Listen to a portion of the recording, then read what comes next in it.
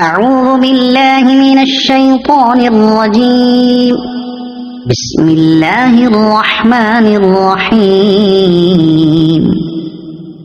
والتين والزيتون وطور سينين وهذا البلد الأمين لقد خلقنا الإنسان في أحسن تقويم ثم رددناه أسفل سافلين إلا الذين آمنوا وعملوا الصالحات فلهم أجر غير ممنون.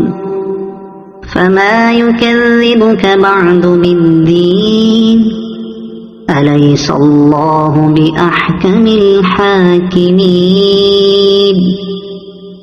صدق الله العظيم.